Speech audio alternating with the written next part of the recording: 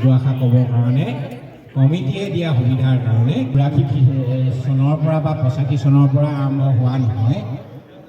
মেডামেফি এই যি সংস্কৃতি, এই সংস্কৃতি চাউলুং চুকাফাই উদুৰ মোংমাৰ পৰাই লৈ আহিছিল আৰু লগতে লৈ আহিছিল মোহন নেওধাই বাইলুংসকলক সেই পূজা বিভিন্ন ফি আৰু প্ৰকৃতি দেৱতাসকলক পূজা অৰ্চনা কৰাৰ লগতে জ্যোতিষশাস্ত্ৰ চৰ্চা কৰা হৈছিল লগত।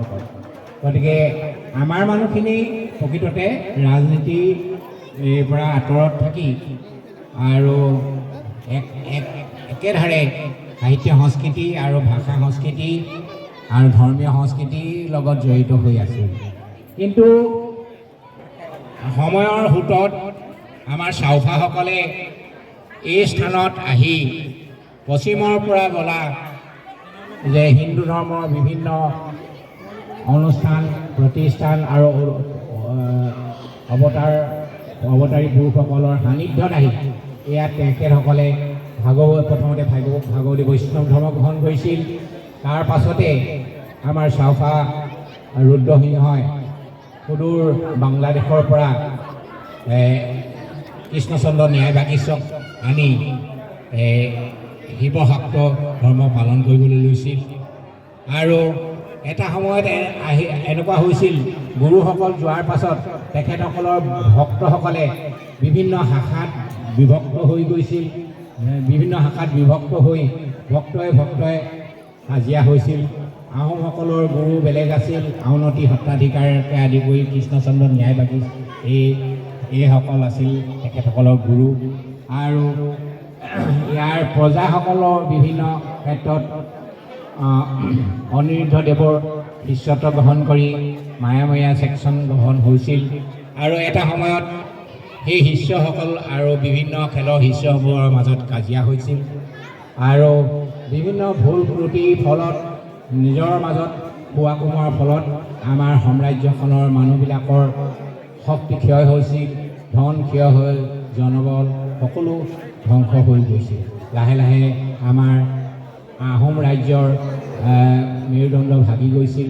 সেই সময়তে আকৌ শেহতীয়াকৈ খোৱা ডাঙৰীয়াসকলৰ খোৱা কামোৰাৰ ফলত তেখেতসকলে বাৰ্মিজ আৰ্মি আনি মান সেনা আনি অসমত আনিছিল আৰু তেখেতসকলৰ ৰক্ত পিপাসু আৰু এক ভয়ংকৰ আক্ৰমণত আমাৰ অসমীয়া অৱস্থা একেবাৰে তথৈবচ হৈছিল। তাৰ পাছতে আমাৰ চাউফাসকলৰ দুভাগ তিনিভাগ হৈ পিনি দুজন তিনিজন চাউফাৰ হৈ ইংৰাজৰ সাহায্য বিচাৰি যোৱাৰ পাছত ইংৰাজেও নিজৰ যি মনৰ পৰিকল্পনা অনুসৰি অসমখন দখল কৰিলে, চাহ খেতি কৰিলে, অসমলৈ টাই ভাষাৰ এটা উৰিয়া ভাষা আৰু তাই এটা কাপলেটছ অফ ৱৰ্ড বুলি কয়। টাই ভাষাৰ কেইবাটাও উপশব্দ লগ লগাই এটা শব্দ।